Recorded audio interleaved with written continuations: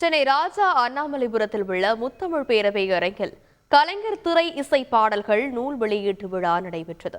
இந்நிகழ்வில் நாடாளுமன்ற உறுப்பினர் கனிமொழி, அமைச்சர் தங்கம் தென்னரசு, தமிழ்நாடு இயல் இசை நாடக மன்ற தலைவர் வாகை சந்திரசேகர் உள்ளிட்ட பலர் கலந்து கொண்டனர்.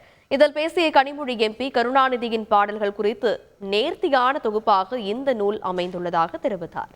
தலைவர் கலைஞருடைய பாடல்கள் ஒரு சரியான தொகுப்பு வராமல் இருந்த ஒரு சூழ்நிலையிலே இந்த புத்தகத்தை கொண்டு வர வேண்டும் என்ற ஒரு முனைப்போடு இந்த புத்தகத்தை இவ்வளவு நேர்த்தியாக கொண்டு வந்திருக்கக்கூடிய நம்முடைய கவிஞர் ஜெயந்தா அவர்களுக்கு என்னுடைய நன்றியை நான் தெரிவித்துக் கொள்கிறேன்.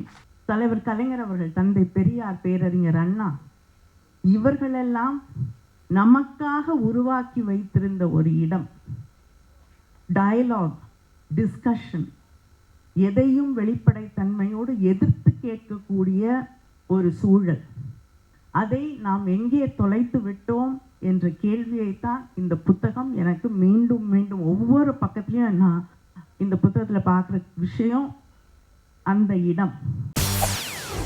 செய்திகளை உடனுக்குடன் தெரிந்து கொள்ள உடனே சப்ஸ்கிரைப் பண்ணுங்க.